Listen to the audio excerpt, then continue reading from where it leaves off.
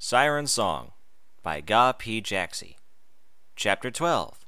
Rarity, with 12,523 words. When I was a foal, I imagined scalpels were perfect, glittering knives made out of silver. That was how they were described in stories, and it just felt right somehow. Then I saw one when I had my tonsils out. It was rough, uneven, covered in indentations and protrusions to ensure the surgeon could get a firm grip. A practical little thing. It wasn't even that sharp, or at least not any more than some razors are. There's this whole cultural mystique that surrounds scalpels, but they're just ugly little knives. The beauty, the glamour, the power, it was all in my head, all in the knowledge of what this little thing could do, heal or hurt. I remember being very disappointed, but with time I realized it was okay. The handle design, the shape of the blade, silver or steel or copper, none of it really matters. Not as long as ponies know what they signify. No matter how surgical tools are made in reality, in ponies' minds, scalpels will always be perfect and cold, and they will always shine. Rarity reaches out to Green and runs a silver-edged hoof under her chin, tracing the contours of her throat. Green seems rooted to the spot and does nothing to stop her. Neither of them reacts when one of Rarity's escorts shuts off the elevator, when they put Barry on a stretcher and carry her off. No, Rarity has eyes only for Green, and her expression is curious and quiet. Green just stares straight ahead, and I realize she's holding her breath, the edge of Rarity's hoof pressing against her neck. No pony pays me any mind, like I wasn't there. With the gentlest of touches, she tilts Green's head up, then left, then right, looking over her in the lift. Green doesn't move. She doesn't speak, like she was paralyzed. Her magic, though. She's still levitating the machete. The blade trembles like a leaf in the wind, unsteady. The glow around it flickering and uncertain. I hear the faintest of sounds, a trembling breath. "Oh, why don't you put that down, dear?" Rarity asks, light and friendly. The glow around the blade winks out, and it tumbles downwards, burying its edge in the lift cage. She looks her age. I wasn't expecting that. I mean, she cleans up well, with that hint of shadow around her eyes, her alert expression, that authoritative way she looks at you. She looks 40, but she doesn't look old. Too sharp, a snow-white mare with a perfectly styled mane and tail in that rich royal purple. She never got old, just more experienced. Her outfit reflects it, too. Somewhere in its distant ancestry is a surgical gown, and I suppose, to an ordinary pony, it might still look a bit like that. That would be their failing, though. The way the pure white fabric clings to her frame, molds to her coat, blends in with the walls, the way the silver on the edges of her hooves frame them in geometric perfection. That outfit could stand alongside all the noble finery in Canterlot, and silently shame us all for being so petty. "I'm curious for your thoughts, Doctor," she says, and though she doesn't turn to look at either of the ponies who came in with her, the stallion on the left looks up. They're both Pegasi, dressed in white uniforms considerably less elegant than her own, something between a jumpsuit and a smock, done up with belts full of practical tools. Each one doesn't look a day over 17, 10 on the left, blue on the right, matching names, each one athletic and striking. Once upon a time, I'd have found them quite attractive, but I know this city now, and what those uniforms are there to hide. It's only after a long pause for thought that Rarity continues. "If she were walking to your office, confused and not entirely certain what medication she was taking, what would your assessment be, based on the invisible rate of decay?" He considers that for a moment, then looks directly at Green. "Remove your dress," he orders, curt and efficient. For a second, I think he's like Barry, so tepid in his emotional reaction. But no, he's hiding it. There's a tension in his legs, and he glances at the back of Rarity's head furtively, worried she won't approve. For a moment, Green does nothing. Then she catches Rarity's eye and cringes. A red haze surrounds her dress, and it slides back down off her frame, revealing her body and the other marks that cover her. The apple slices, the pony and the coils, the eye and the swirls, the red cross, the silver horseshoe, and the pony biting its own tail. It's funny. She's been dressed for so long that it's actually odd to see her naked. It makes her seem smaller in a way. Initial addiction factor in the range of 90 to 120%. The Pegasus diagnosis. He has a stern, no-nonsense voice, one that's just shy of bizarre on a pony of his apparent age. Primary form of degradation appears to be monochromatic bleaching. I'd say she took her first dose 3 or 4 years ago and is experiencing fairly standard early symptoms. Yes, that would be my assessment, Rarity mutters, tilting Green's head down to expect her horn. Isn't it simply incredible? Nearly 16 years since I started with her. The work has aged amazingly well. I'd never believe it if I hadn't been there myself. You must be very proud. The stallion on the right supplies. I don't think he's as sharp as the one on the left, but perhaps he's closer to his apparent age. It's a banal comment, and he's only delivering it to have something to say. Rarity doesn't seem to notice his uncertainty, though, or maybe she doesn't care. Well, somewhat, she says, shaking her head. An artist's relationship with her early work is always complex. As your methods become more advanced, your older creations start to look crude, even repulsive. She folds back a lock of Green's mane, her face briefly pulled into a tight frown. Then it's gone, replaced with that casual, friendly air and that gentle accent. But at the same time, you long for those heady romantic days when anything seemed possible and every success was a wondrous achievement. I don't think I ever enjoyed a fashion show quite so much as my first. Well, my second, technically. She says, elegantly rolling the word out. Have I ever told you that story? It all started with the girl's gala dresses, you see. Behind her, a pony clears her throat, and I see one of the doctors who dragged Barry out. She looks as young as the rest of them, a shocking dark red with an orange mane that matches the fiery cutie mark on her cheek. Her magic, though, is a soft purple, and she uses it to levitate a small manila folder in front of her. Excuse me, Miss Rarity. She introduces herself, patiently waiting to be acknowledged. Ah, yes. Go ahead, dear. Rarity urges her on, continuing her silent inspection of Green, tilting Green's ears up and down like a mechanic checking a joint to see if it sticks.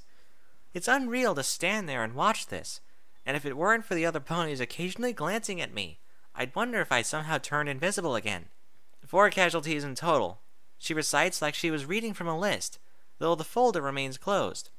The shopkeep, a stallion in the crowd who tried to stop Green, a young mare who was trampled on the way out, and the pony under the shelf, Berry Punch. An old Ponyville friend. Rarity clarifies. Yes, Miss Rarity. The mare defers. The mare in the crowd has 2 twisted ankles, but is otherwise unharmed. Miss Punch has a cracked rib as well as numerous cuts and contusions. However, she is anticipated to make a full recovery. The shopkeep, Mr. Pott, has been rushed to emergency care on Dr. Dale's instructions, and his prognosis is uncertain. I regret to inform you that the stallion in the crowd has died. The chair shattered the back of his skull. She doesn't sound terribly sorry, delivering the news with a flat, vaguely bored efficiency. If it is any consolation, I doubt he ever felt it hit him. That catches Rarity's attention. She pauses in her inspection of Green, shutting her eyes and letting out a long, slow sigh. Does he have any family? I'm not sure, Miss Rarity. The mare answers. He wasn't carrying any identification, and no pony in the crowd knew his name. Find out, she orders, opening her eyes. A stallion his age, there's a good chance he was supporting some pony. The last thing we need is for them to go hungry and to add to this senseless tragedy. My head perks up at that, and I look back from the assistant to Rarity. She seems resigned, but there's loss there, in the little motions of her eyes, regret in the way her jaw faintly tightens.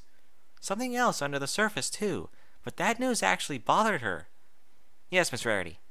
She nods, slipping into that reflexively deferential tone, like a verbal bow. There was one other thing. Miss Punch was carrying this in her saddlebags. She levitates the folder over to Rarity, the glow around it changing from purple to blue as Rarity takes it. It appears to be a medical report from Dr. Stable. Rarity opens the folder without a word, her eyes scanning left and right across the pages. The motions are quick, impatient. She doesn't feel like dealing with this now. Halfway through the report, though, she pauses, glancing over the top of the folder at me, as though finally noticing that I exist. Then she turns back to the page, and when she reaches the bottom, she closes the folder and floats it back to the mare. Rainbow Dash will want to see this. Give it to the security officers outside and release Barry to their custody as soon as she's fit. Yes, Miss Rarity. The mare nods, silently backing out of the room. For what seems like forever, no pony speaks. Not Green, not Rarity, not her escorts. Not me. Rarity keeps staring at Green, looking her in the eye, the escorts patiently waiting. Why are they all just standing there? Why are they all ignoring me? Do they expect me to wait to be acknowledged? Are they that sure that I can't escape? Then, Green whimpers, a soft mewling sound, cringing away from Rarity. There aren't a lot of ponies left in this city who would stand up to stop something they knew was wrong. Rarity says to Green, that friendly light inflection gone from her voice, making the aristocratic accent seem icy and imperious. Her expression is as cold as her tone, her eyes showing not a trace of emotion, while her mouth is drawn into a sneer most ponies reserve for when they've stepped in something. I suppose you felt that death was the most appropriate reward for his heroism. Rarity, I did not say you could speak! I leap back, pulling away into the corner of the lift as my heart starts to race. It's Rarity, roaring, the sound reverberating in the tiny space until it comes at us from all directions. I pull away, but Green screams like she saw Nightmare Moon herself, shrieking away into the back of the lift, shaking uncontrollably. He was here to try to be a model, she says, her tone returning to that prim, proper cadence, her volume sinking back to normal. I don't suppose that thought occurred to you at any point. Here to try to earn the dream you never deserved. He could have been great, truly beautiful. But now we'll never know, will we? Like that, the proper tone is gone, and her question comes out as a screech, ragged and harsh. Rarity's face twists into a mask of fury, eyes wide, nostrils flared. Green can do nothing but feebly raise a hoof, as if to ward off a blow. Rarity pulls away from Green at that, gaping down at the gesture. All this, and the biggest worry in your self-absorbed little mind is that I might hit you? She asks, incredulous. No, not guilt, not remorse, not even a hint of regret. Your biggest worry is that I might bruise your pretty face. She delivers the words with a thick, toxic contempt. I will never understand how Applejack's family managed to produce such a selfish, vicious, disgusting creature.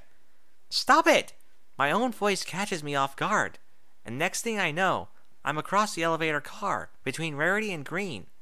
I can hear a rattle behind me, Green's horseshoes shaking against the metal walls. She's trembling uncontrollably, and without looking, I know her eyes are wide, panicked. I need something to follow that, but I don't have anything. All I can do is shout. Just stop! You've made your point! You're scaring her! In the silence that follows, I realize I'm shaking too, shivering on the spot as I glare into Rarity's eyes, her expression softening from anger into a gentle surprise. Then she leans away and reaches a hoof up to straighten her mane. Her shouting knocked a few hairs out of place, and she takes her time, gently smoothing them back down. I suppose you're right. She agrees, that friendly, light-hearted tone returning. Siren song, I presume? She asks. I manage a nod. My chest feels so tight. I'm not sure I could speak right now without shouting. It's so good to finally meet you in person, but I can see that I've upset you. Would it make you feel better if we gave Green a little space? We really should have a chat anyway, you and I. What is there to say to that? The whole situation is so bizarre, like the nobles' political games at Canterlot, but played for ponies' lives instead of bits and titles. Rarity fits the part, really. I can't count the number of noble ponies who have a team of flunkies so they'll look important, and to intimidate with numbers. And I recognize that tone, the polite request that is really in order. I think we should have a chat, so we're going to have a chat. Right now. I know this game. Granted, in Canterlot, losing only means you get snubbed, so maybe the stakes here are a bit higher. Still, I know this game. I can do this. I take a second to visibly collect myself, so she won't wonder why I'm so slow in answering, and then I nod. Very well, she says, acknowledging me with a polite dip of her head. Good sign. I play it along with the pretense that this is a request. She does me a courtesy in turn. You two, take Green outside and let her recover. Make sure she's closely watched. Siren, if you would come with me, please. She holds out a hoof to guide me. I look back at Green, seeing her wide, frightened eyes, looking at Rarity, looking at me. She doesn't want me to go. Don't worry. I know what I'm doing. I'll be back soon. I promise her. Then I take Rarity's hoof, and she guides me along out of the storage room, back into the coffee shop. The shop is empty, other than 2 more guards or doctors or helpers in white by the door. 2 of Rarity's attendants hustle Green away behind us, pulling her through the shop and outside without a word. Rarity seems content to stop here, though, glancing down at me with an attentive expression. So, I murmur, looking for something to say, something that will prompt a reaction. I can read her face fine, of course. After Barry and Whitewash and even Green, it's refreshing to run into a pony with normal emotions. She's just not feeling much at the moment but a thoughtful sort of curiosity. I need to prompt a reaction that will let me read her. I guess my name was in the report. Well, yes, it was. She agrees reluctantly, giving a little nod. To be nice, I think. Although your disguise was a little... She makes a flicking gesture towards my side with a hoof, like she expects it to be self-explanatory. Did the makeup smudge? I twist around to get a better look, but it seems okay to me. Remarkably intact, given everything I've been through. Green supplies were very limited. I fudge my answer in case she's testing me, and I turn back to look at her. She can hardly be blamed for a few errors. Oh, darling, don't be absurd, Rarity says with a sweeping gesture, her tone grand and monogamous. I taught Green everything she knows about beautification. There was not a single error in her execution. She draws a breath, giving my disguise a one more long considering look. No, dear. Much like Green herself, that disguise was a precisely designed, lovingly crafted error, timeless in its utter wrongness. She gives a little sigh and a shake of her head. Oh well, no matter. Now, let me guess. You can't stand coffee. She inquires politely, her tone casual. Coffee? This seems the most appropriate time to ask about my choice in drinks. And what was with that dig at Green? I let my uncertainty show for a moment, puzzled eyes and a squint. But now that the shouting is over, I rein that in quickly enough. Remember, Siren, you know this game. And if you manage not to do anything stupid, you know how to win it. I'm not going to make the same mistake I made with Echo. She doesn't know anything I don't tell her. Tea is okay, I offer, taking the implicit invitation to sit at the counter. If she noticed my mistake, she doesn't show it, and soon enough, she slipped behind the counter to rummage through the pots and boxes there. This place looked a little dodgy, though. Ugh, I can see what you mean. Expired, expired, expired. Rarity says as she sorts through the collection of tins labeled with pictures of tea leaves. She picks them up 2 or 3 at a time, and scans down the writing on the back before tossing them away into the trash. Finally, she picks up one, pops off the lid, and stiffs at the top, wrinkling her muzzle in response. Oh, goodness, no! She exclaims, immediately tossing the container into the bin with the others. I'm not sure if this little display is for my benefit, or if she actually is that picky, but soon there's only 1 tin left, and she looks at it with a narrow, skeptical eye. Well, the date is good, and it's still sealed, but... It's herbal tea. I like herbal tea, I volunteer, earning a disbelieving stare. Well, she says after a moment, no pony's perfect. Her horn glows, and a kettle fills itself with water under the tap. I'm about to offer some retort when I hear the scrape of wood on wood, and glance to the side in time to see the chairs in the room aligning around the tables. We'll give that a minute or 2 to sit. She explains, and when I look back at her, the kettle is on the stove, the counter is swept of trash, and the messy inventory stacks are neatening themselves. The blue light from her horn marks the transformative wave in the ugly little shop. Shelves straightening, dust clearing, stains fading. I can't even watch it and listen to her at the same time. How can she possibly be concentrating on all these things at once? I get a headache just thinking about it. I realize I've tuned her out and snap my head back to her. Terribly sorry for frightening you with that, She laughs, quietly. With that little display. I suppose I should be used to this sort of thing by now, but it still finds a way to unsettle me every time. Oh, it's quite all right, I say, trying not to get too distracted as she sweeps the counter clean, drawing a pot of fresh flowers seemingly out of nowhere and setting it in the middle of the table. A tea set quickly appears as well, and I admit the whole process steals some of my attention, but my tone and body language are still good, a little nervous, but not giving much away. I just need to keep it together. Think of it like tea with a pimply Saddle Arabian prince, only, you know, The penalty for failure is death instead of a pity date. That helps a bit, but I still can't think of anything to follow up with, and so I look at the counter, tapping my hooves together. I can see how that would be upsetting. There's a pause before she speaks, and when she does, her voice is quiet, sad. I suppose Trixie told you I'd do all sorts of horrible things to you if I caught you. My breath catches in my throat for a moment at the unexpected turn, but she isn't done. You don't have to say anything if you don't want to. You can just nod. She didn't say much about you, I say, shaking my head. It was all pretty implicit. Well, I'm not sure how much weight this will carry, but for whatever it's worth, you have my word that I will do you no harm. Her voice is quiet but firm, carrying a strong conviction, the same conviction that was screaming in the elevator, but now it's content to simply speak. Standing up to me like that was very brave, even if I don't think Green is worth protecting. You're a very special young mare. Thank you, Miss Rarity.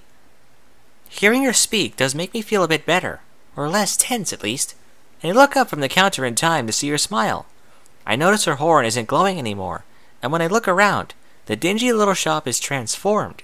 Clean, orderly, it even seems brighter, more friendly, respectable. She waits until I look back at her to continue, and when I do, her smile is a little warmer.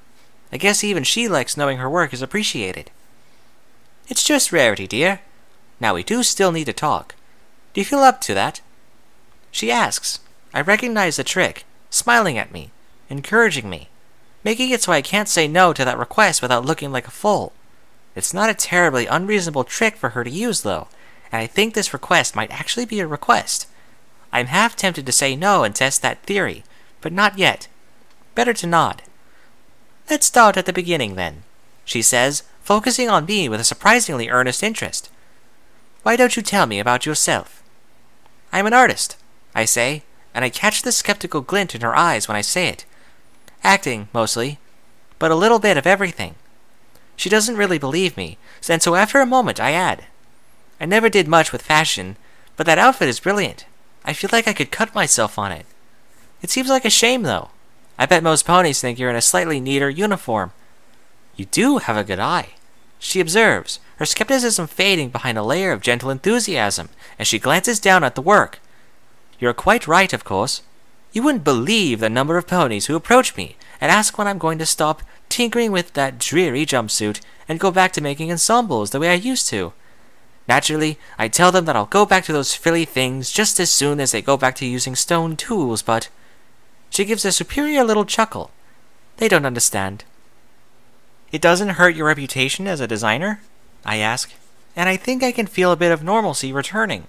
For however odd the situation is, she seems like a pony I could meet in Equestria.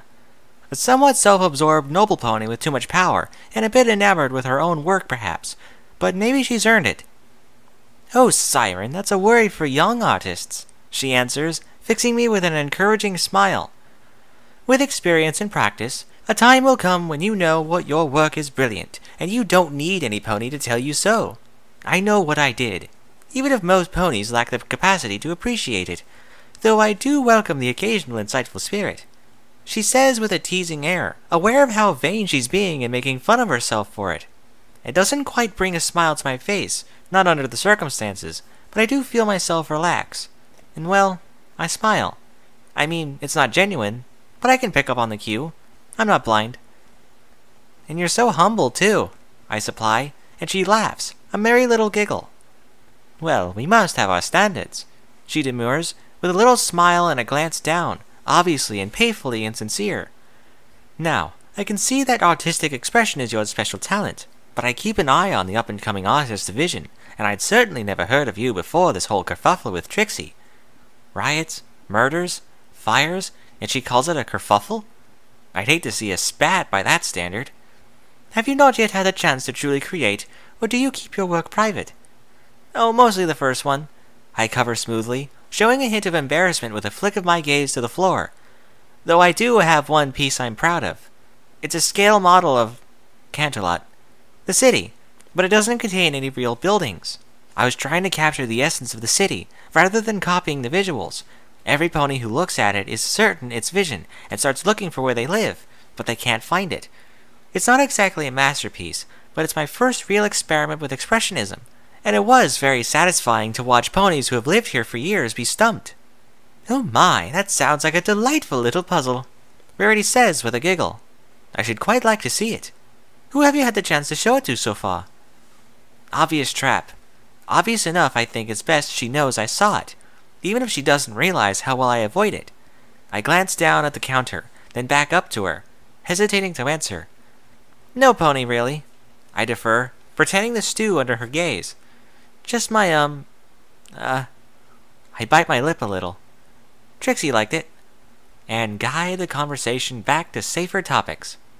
If I can ask, what is your relationship with Trixie, exactly? On the stove, the kettle starts to bubble and hiss, shaking slightly on the burner. That puts a hold on the conversation, both of us falling quiet as Rarity picks up the kettle and pours the hot water into a teapot. A tea bag from the tin soon follows it, gently lifted up and down in the hot water. I finally answer, after what I deem to be a suitable pause. Trixie. She's the pony who checks up on me by wire doll and has lots of friends. That's all. And what does your family think of that? Rarity asks, and I can see what she's fishing for. Like Echo said, if you go looking for something, you are sure to find it. I don't have any family. I'm an orphan. I say quietly, and I'll admit to feeling a trace of satisfaction when I see Rarity sit back behind the counter. I'm sure that, in her mind, I just confirmed Security's long-lost relative theory, and that for now at least, inquiries as to my origins are off the table. Oh, you poor dear, Rarity says, with a gentle shake of her head. I know the city can be unkind to stray children. Trixie made sure I had money, and I didn't leave home much, I say, glancing at the exit, the guards there giving me a dull look in response. I can't see much out the windows, only a herd of ponies milling about outside, white and black uniforms, and some of the crowd from earlier, I think.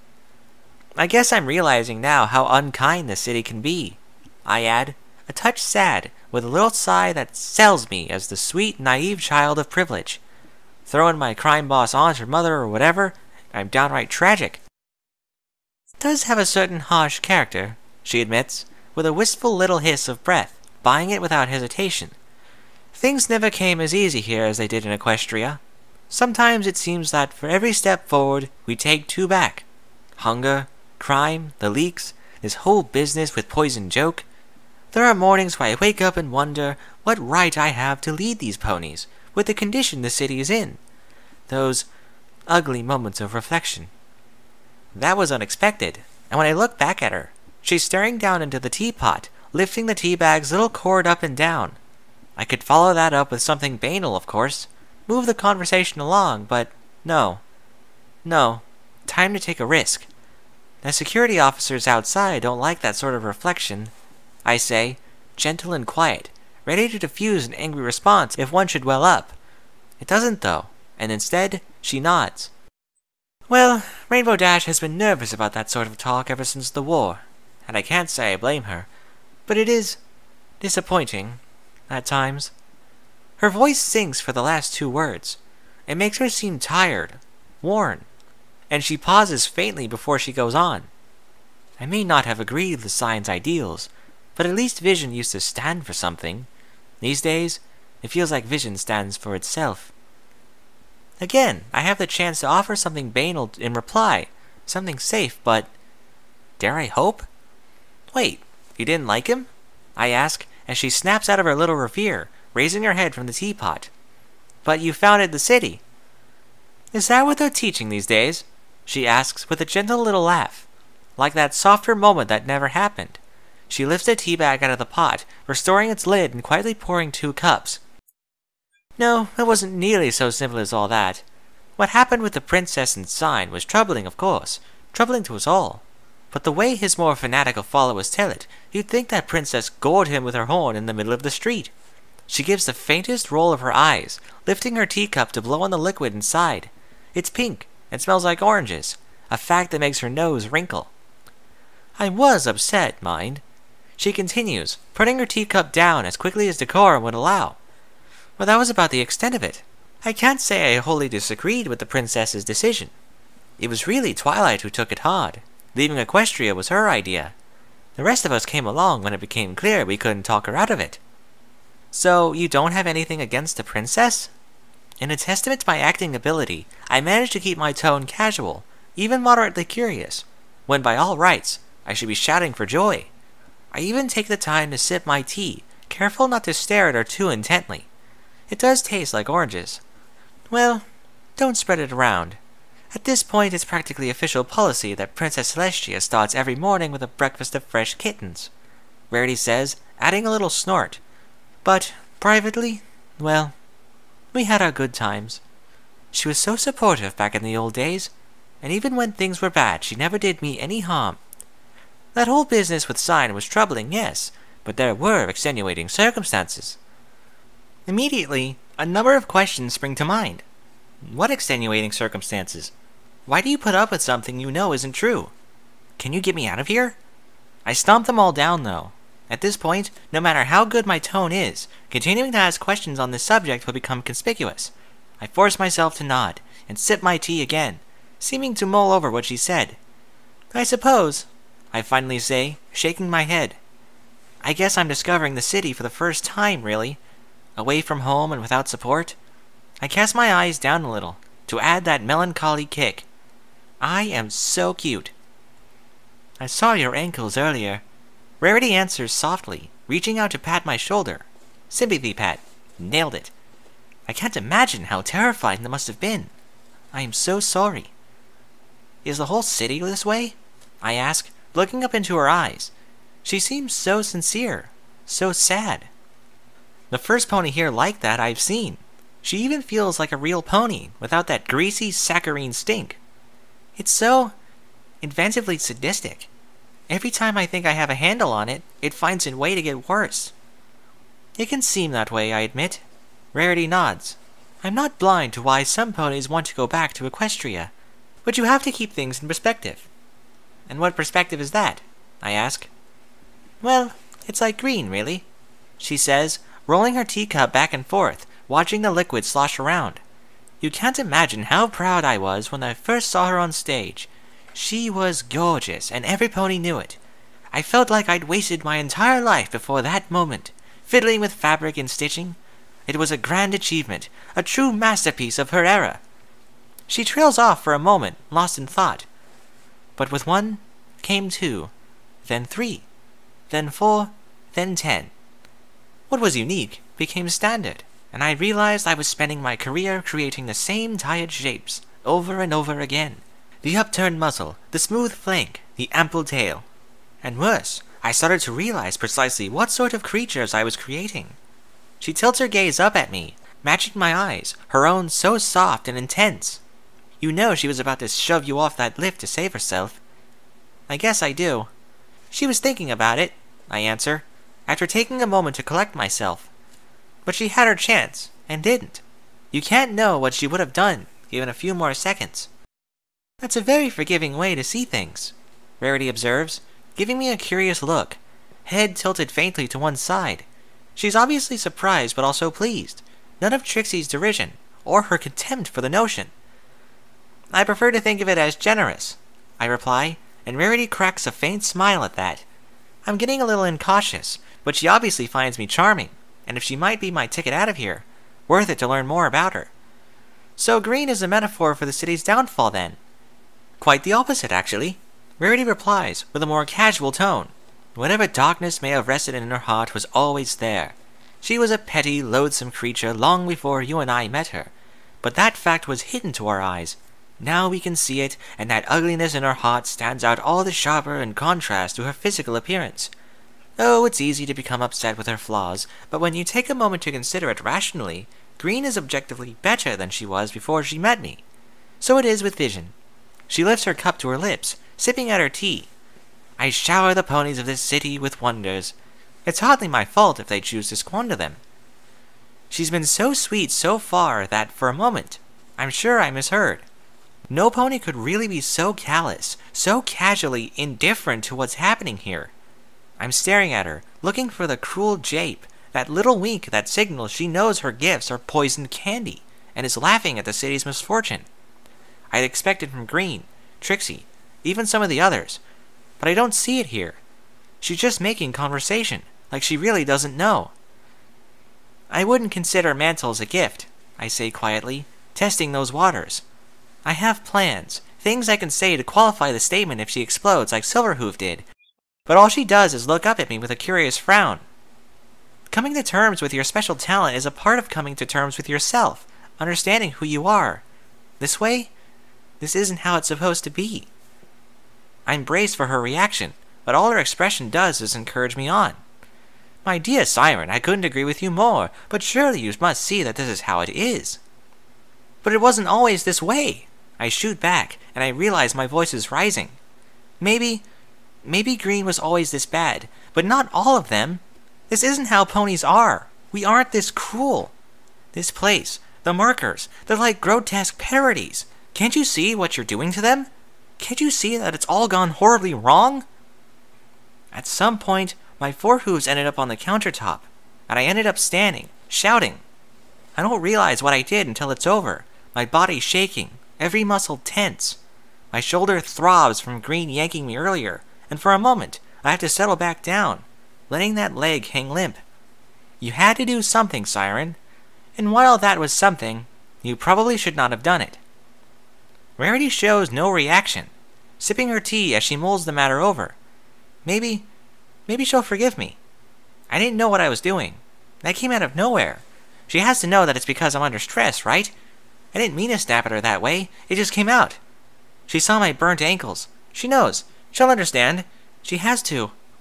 Finally, she lowers the cup, giving me an evaluating glance. Grotesque, are we? Stupid, stupid, stupid! The clothes are always to hide the extra cutie marks. I knew she was covered up, and I fell for it anyway. I didn't... I stammer, looking for any out. That is, I meant to say, oh, hush now, you're embarrassing yourself, she says, putting her teacup down. Her horn's light doesn't fade, however, the glow reappearing over the buttons down her outfit's side. She undoes them one at a time, quickly and efficiently, working her way down the row until she can pull the fabric aside, revealing a cutie mark along her chest, the outline of a red cross, with a red and blue flower laid along its diagonals. I could take it the rest of the way off if you'd like. I do have a few others. No, that's... I looked down at my teacup. That's fine. I mean, this may shock you, Siren, but I was perfectly comfortable with who I was before mantles came onto the scene. In fact, when Twilight first invented them, I thought she was wasting her time, she says, raising her muzzle slightly. So that's what Green meant about Twilight being too nice to see what was happening. I should have known. I mean, really, perhaps they would be a curious way to explore the world over a weekend, but ponies already have a special talent. A second one would be entirely superfluous. I can hear the long-winded story coming, and I cut to the chase. And then you discovered medicine, and her hoof hits the counter hard enough to make my teacup jump, and I jump as well, my jaw snapping shut instantly. She's staring now, glaring down at me from above, eyes wide and intense. She's judging me, finding me wanting. I fall quiet. Then her expression softens. She lowers her hoof, and she goes on with that casual tone, like nothing had happened. Actually, it was architecture, she explains, gesturing at me with an upturned hoof. The city didn't look like this in the beginning, you see. Twilight's notion of a good city was all about efficient use of space. Cramped little boxy rooms, squat rectangular buildings. She wanted advice, and I was happy to don another hat for a week or two, just as a favor. It was an enlightening experience. Of course, everybody knew that the city was ugly, dark, unpleasant, but suddenly, I knew why. I could fix it. I could see how ponies react to a building the same way I could see how they react to a new dress or to changes in style. I was always an artist, but suddenly, I had a whole new medium to work in. So, you were the one who designed the wharf? I ask quietly, and she beams down at me. I was. Did you like it? She asks, with an overflowing sort of cheer, like we were two friends, sitting down over lunch together. It's not really my usual style, but I was trying to capture Siren's essence, since he was such an inspiration to the ponies who came here. It felt angry, judgmental. It made me feel small and weak. I say, trying to figure out what to do with my eyes. Up, down, up. Better to see her that way. Yes, that was Sign all over, really. Rarity agrees, a slight pleased note in her voice. Happy it worked out, I suppose. You see, Siren, additional cutie marks aren't substitutive, they're cumulative. I never stopped being a fashion designer or lost that power to create. I simply gained a new appreciation for how it might be applied to other fields. Mantles don't fundamentally change who you are, they make you more than what you are. I almost snap at her, but I'm ready this time, smashing down that urge and swallowing the words, like a lump in my throat. What do I say to that? Ask how they'll enjoy their good looks after their faces melt off? How they'll appreciate those other fields as they slowly lose their wits, their minds, turn into parodies of everything they were? But it's not really they, is it? It's she. And I don't imagine she would appreciate that reminder. Not that it's unfair, I mean. Green is sensitive about the whole addiction thing too, so when I finally do speak, my voice is meek, quiet, inoffensive in every way. But not better. No, dear, not better. But if there's a potion to enhance the spirit, I have yet to discover it. She answers with a soft little shake of her head. I know very well what you must think of me, Siren, but I learned from my mistakes with Green. Physical beauty is cheap. It's what's inside that's really worth preserving. That's the nice thing about my job, you see. Only so many ponies can be models, and since any pony can be beautiful, I'm free to give the jobs to those who really deserve them. I can take that moment of true glamour and preserve it forever. My jaw opens and shuts. I'm sorry I called you. I stumble through the words, trying to regain my ground. I lost the thread of the game here, but I can get it back. This can still work. I'm sorry I snapped. If you can understand, I've had a really bad week. I do understand, my dear. Apology accepted. She tilts her head to the side, looking down at me. I think you've torn a muscle in that shoulder. Would you like me to fix it? I won't need to drink anything, will I? I ask, and she gives a gentle chuckle. I don't think that will be necessary, she says, buttoning up her outfit again and then coming around to my side of the counter.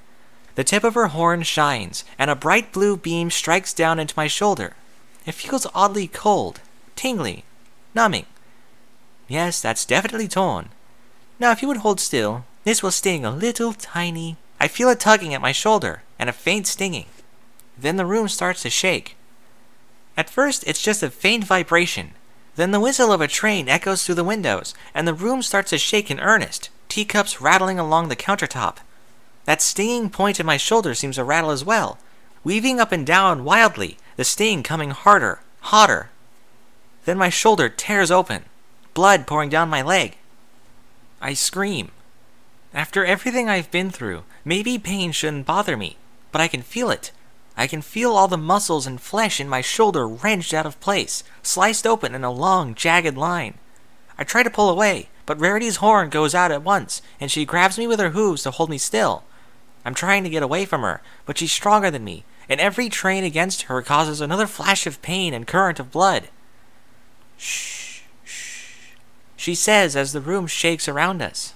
Let it pass, let it pass. I'm in no position to object. Every movement of my leg is agony, and I can feel that warm, sticky feeling spreading down to the floor. That's a lot of blood. A deep, ragged cut. I stop struggling, try to hold it steady so it won't hurt. It's all I can do, and Rarity presses my head into her shoulder, holding me in place. Then, gradually, the train fades into the distance. Now, hold still, Rarity says, her horn lighting up again, enveloping my wound in that aesthetic blue light.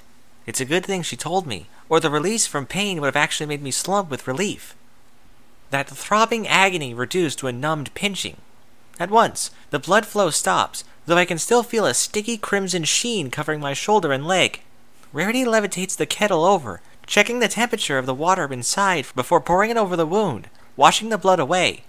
The green in my coat washes away with it, a brown and red puddle forming on the floor as my natural color starts to show again. Nothing to worry about. You'll be fine, she says, gentle and smooth. I can't see the cut clearly, but maybe it's better I can't from how it felt. All I can do is watch Rarity's focused expression as that light plays out of her horn, and I can feel my flesh drawing together, going taut again. I can actually feel the edges of the cut pull together. Then, the light goes out, and my shoulder doesn't hurt. There, Rarity says, with a relieved sigh, leaning back to look me in the face, eyes full of worry. I'm so sorry, Siren. Are you all right? I reach up with a foreleg to feel around the spot. There's no tear in the flesh, no scar, and when I rub my hoof against the joint, my shoulder feels whole, moving without pain. The room starts to shake again. More trains. But the deed is done, like the injury was never there. Yes, I manage, after a moment. I think I'm fine. Good, she says, turning to the two guards near the door. I hear their hooves shift as they suddenly go stiff, put on the spot by her gaze. You two will simply have to forgive me. My memory isn't what it used to be, but I do recall saying I didn't want my visit interrupted by any of Trixie's awful little mechanical contraptions. Is that not so? Miss Rarity, The guard on the left stammers, about to make an excuse, no doubt. She tisks at him, with a warm little smile. I asked you a question. He manages to nod. That is so, Miss Rarity. Oh, good, she answers, cheerful, a touch relieved.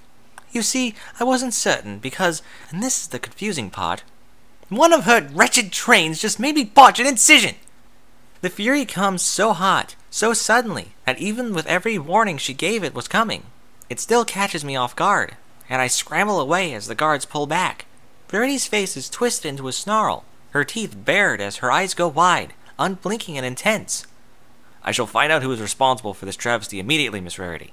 The guard on the right volunteers quickly, already opening the door to leave. Good, good. Verity agrees, with a merry little laugh. And when you do find them, please convey in absolutely unambiguous terms that they embarrass me in front of a patient. Can you do that? She asks, so saccharine and sweet, the two guards giving hurried nods. Simply wonderful. Now get out! Her scream sends them fleeing out into the hall, the door slamming behind them.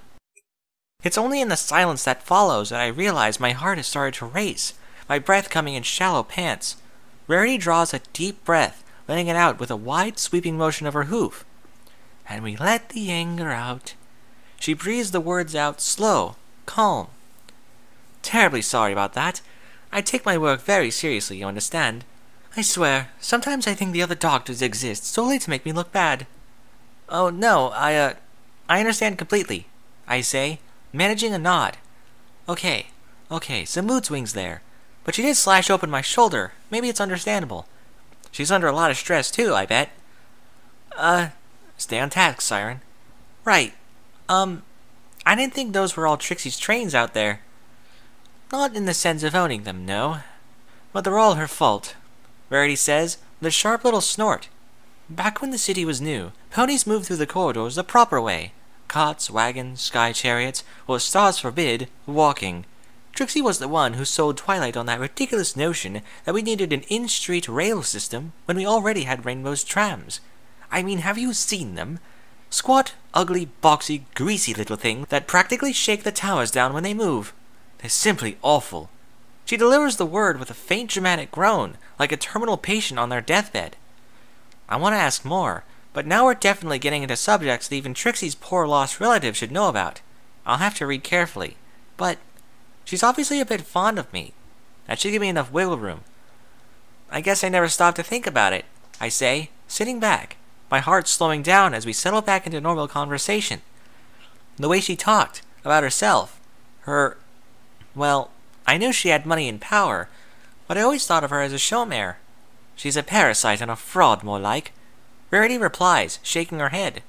Back in the early days, she saw how overworked Twilight and the rest of us were, and realized there was an opportunity for a sneaky, under-hooved mare to make good.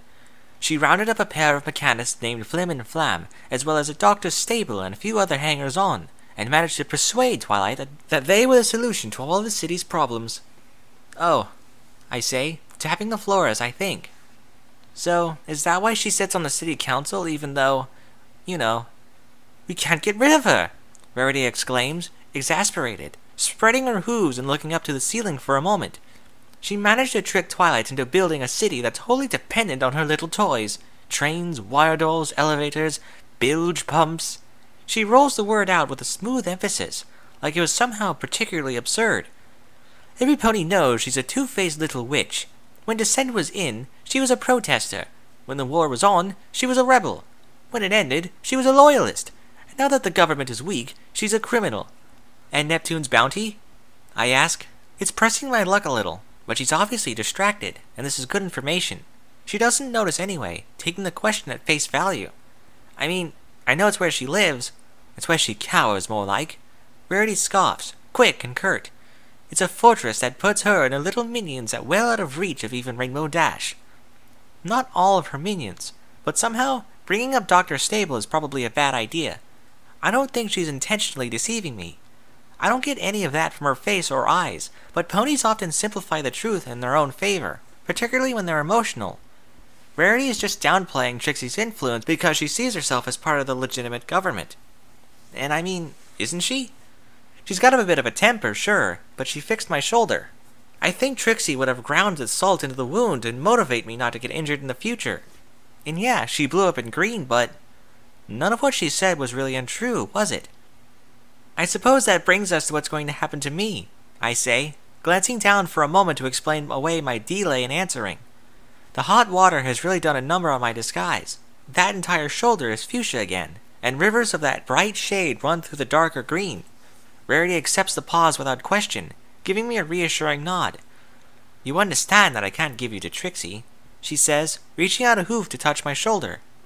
She's had ponies bribed, threatened, even murdered to have you. Turning you over to her would send entirely the wrong message, and frankly, I'm not sure you'd find Neptune's Bounty as friendly a place as you might think. I know Trixie hasn't been kind to you, but when you get past that, well, I don't need her to finish to know what she means. When she sighs, I can hear Trixie bellowing at Green and Berry. Her snide tone, her toxic spite, her nasty little superior attitude. I don't show my comprehension, of course. In fact, I make a point to look a bit offended on my dear foster parents' behalf. I can simply let you go, if that is your wish, but I'm not sure you'd fare much better on the streets. I'm quite certain Rainbow Dash intends you to use you as a hostage to ensure Trixie's good behavior. But you have so much power and influence here, I observe, bristling a little from that offense. It sounds good, too. Can't you stop her? Of course, I already know the answer. Rarity's lips purse, and for a moment I think she seriously considers it, but then she sighs, shaking her head. I am only one of the elements of harmony, Siren. I could ask Rainbow Dash, but I doubt she'd listen. That mare is impossibly stubborn when she gets an idea into her head. So, is there a third option? That's obviously what she's leading up to, and as I expected, she nods. If you would like, I would be happy to offer you shelter in the pavilion until this whole thing blows over, she says, looking down at me with a careful, attentive gaze. It won't be much, but you'll be safe, and no pony will expect you to play hostage. I know it doesn't seem like I'm offering you much choice, given the alternatives, but I promise, what comes next is up to you. If you decide you'd rather take your chances with security, I will do my best to help. I just can't guarantee anything. And there's the offer. Of course, the entire bit about my not being a hostage is a load of horse apples. Being in Rarity's keeping when Trixie wants me makes me an implicit hostage. Still, there is a big difference between implicit hostage and being tied to a chair. I search her eyes for any insincerity, for the vicious little trap, but I don't see anything there. Only that honest generosity, that desire to help. What if I change my mind later? I ask, stalling for time. So, options. I can choose the street and make a mad sprint for Echo's train. The street and try to get to Neptune's Bounty on my own. Security and hope that eventually Rainbow Dash trades me off to Neptune's Bounty. Or Rarity. Not much choice at face value. But what's my long-term plan with her? Sneak off to Neptune's Bounty? Let her know I'm from Equestria? I could tell her that now if I wanted. You're free to go any time you like, she assures me automatically. I could even fix you up, if you wanted. A few hours on the table, and no pony would ever recognize you. You'd be free to go without ever having to worry about Trixie or Rainbow Dash again. I'm careful not to show disgust, but I do let my muzzle scrunch up at the thought, and she gives a light little giggle. Or maybe that's not to your taste. But the offer stands. No. Telling her that I'm the princess student now would be a stupid risk. The signs are all good, but one conversation is not enough to make that kind of judgment. Really then, my choice boils down to making a sprint for Echo's train now, or betting that I can get a better handle on Rarity over time and make an informed decision. I do think she means it, about letting me go. I mean, she's a marker, but she seems okay. What will happen to Green? I ask, Rarity's expression twisting into a frown at the unexpected question. She's a murderer and an agent of a known crime boss. she'll be handed over to security. She answers, curt and direct. Whereupon they will hang her. I check, and after a moment, Rarity gives a stiff nod. I guess that's that, then. Green has been very kind to me, when there was no pony else around, I mutter, though I can tell from Rarity's expression that she doubts that very much. I'd like it if she was spared. My dear Siren, I cannot pardon a violent criminal simply because... She starts to explain, but no, I know this game. Pardon her, and I'll go with you. I deliver the line with an air of finality. I really nailed it, too. I can tell by how Rarity sits back and looks thoughtful, tapping her hoof to the floor as she runs through her options in her head. I'll commute her sentence from death to imprisonment, so she can keep you company, Rarity offers, adding with a firm note, but she will not be free to leave the pavilion and return to Trixie's service. I can tell it's the best I'm going to get. Deal. I extend my foreleg, and our hooves meet in the middle with a sharp tap. Simply wonderful, she says, and I admit, I do feel a bit relieved. Maybe more than a bit. The chase, the struggle, the fighting, it's all over. I still need to evaluate Rarity, of course, plan my next move, but no pony's going to try to stab me, and that realization makes my shoulders sag, all the tension flowing out of me. Now, just one more thing, and we'll be on our way. What's that? I ask, as she levitates the kettle over towards us, holding it up in the air. Then, she sharply upends it. Ah! I jump as the water spills over me, stumbling backwards, but I can already hear Rarity giggling. Green turns to brown and runs in rivers down my coat, through my hair, washing away into the floor drains and leaving my natural color behind. Rarity finds the whole thing terribly amusing, lifting a hoof to cover her mouth as she giggles like a school filly. I can't believe she did that, and all I can do is sputter. Was that really necessary? Staring at her from under my wet forelock. Well, I hate that shade of green. So yes, she explains, with a sweeping gesture and a deep nod of her head. Your natural color is absolutely marvelous. I simply can't have you trotting around in Green's ghastly craftsmanship. Now, dry yourself off and let's be on our way. She encourages me, levitating a clean cloth from behind the counter towards me. Okay, dry myself off. I can do that. Well, if you insist, I tense, bracing my hooves against the floor, and Rarity has just enough time to jump before I can start to shake off, drops of water and green dye flying in all directions. She splattered at once, a pattern of muddy green dots and lines covering her beautiful white outfit, ruining its perfection in a moment. She looks at it, and looks at me, a long silence hanging. The smile fades from my face, and I see her stare, long and empty. I say to that hollow gaze. Then she smiles, her face lighting up. No pony has had the guts to do that to me in a long time, Siren, she says, the words broken by a chuckle. Reminds me of my younger days. Oh, in a good way? I ask, and the relieved laugh I give is remarkably genuine. That was too close. Oh, absolutely. She assures me with a little wave of her hoof. I was getting tired of this outfit anyway. It was about time I touched it up. Now let's be off. Have you ever traveled by sky chariot? Once, with the princess. A Pegasus friend.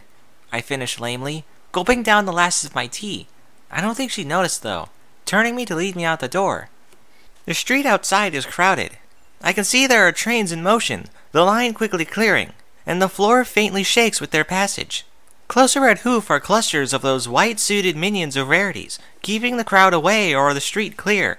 I can see her sky chariot. It really is like the princess's, wide and flat, covered in soft padding, with a tall backing at the rear instead of a cover at the front, more like a pelican than the chariot. It has spaces for 4 Pegasi to pull it, and is made of hard wood adorned with gold. Green's colors stand out, of course. She's across the street, being watched by a group of those guards or doctors or whatever, near a flying ambulance. Then, something moves in the corner of my vision, and when I turn my head, I see them. One of the little sisters, her diving-suited guardian, and the body of the stallion who stood up to Green. Please bear with us through this change. She sings her off-tune little ditty, her voice wheezing, gurgling, her horn already buried deep inside his barrel, forced between 2 ribs. We gather that which you require. Poison joke. With a wet, sticky, tearing sound, She pulls her head backwards, her horn coming free with such force that she actually stumbles a step back. And Heart's Desire, also, ow! This one is yellow, with a green mane and her little blue dress.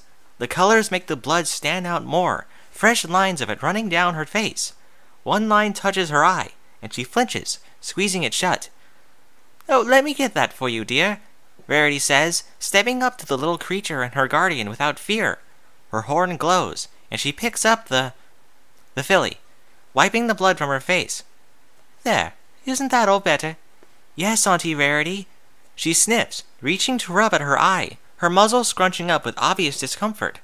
Auntie Rarity, who gives them things when they're sad so they'll feel better.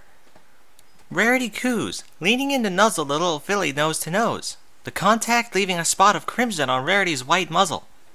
"Thanks, Auntie Rarity," she says, leaning around Rarity to look straight at me. "Hello, Cousin Pink Pony." I think I blankly stare at them for a second. At the little filly, at the blood on Rarity's muzzle. "Cousin?" Rarity asks, shooting me and the little filly a curious look. Neither of us have any answers, though.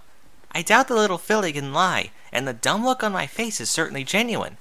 Rarity doesn't seem overly bothered by it, though, placing the filly back on the ground. "Well, no matter. Would you like to say hello to your cousin, then, Siren?"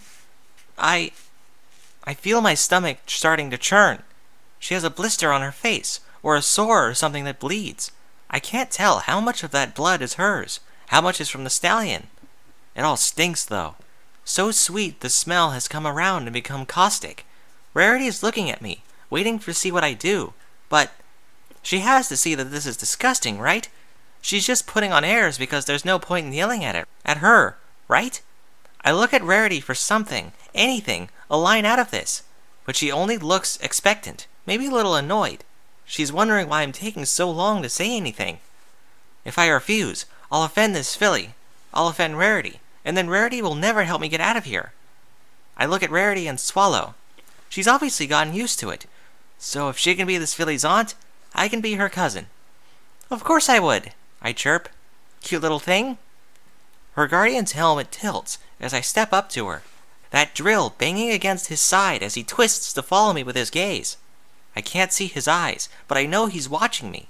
I think the consequences for offending him might be more immediate.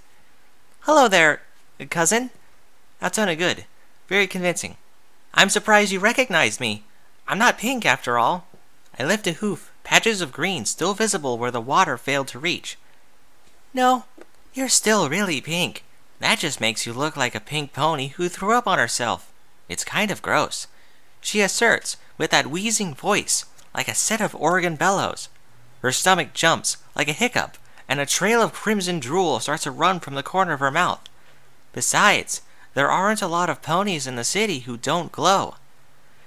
"Well, that's very perceptive. I suppose you should run along now, but, say hello to all your sisters for me. One of them gave me a gift earlier, and, it was really sweet." I finished the line fine. Great even. But she's still looking at me, waiting for something. I brace myself, leaning my head down to touch the tip of my muzzle to hers. Her brother tenses when I draw close, bracing a leg forward. He'll smash me flat if I make a sudden move. I know it. That smell floods through my nose. Flowers and rot and filth and copper. Caustic and toxic. Enough to make my eyes water. I ignore it, though, nuzzling against her, and she nuzzles back. "Aw, aren't you two just precious?" Rarity asks, with a cheerful little laugh. "It's like you're a part of the family already." It is, isn't it? Brother, sister, aunt, cousin. The little one's guardian doesn't share that opinion, quickly sweeping her up back into the basket. I don't say anything, can't think of anything to say. All I do is watch as he lumbers off.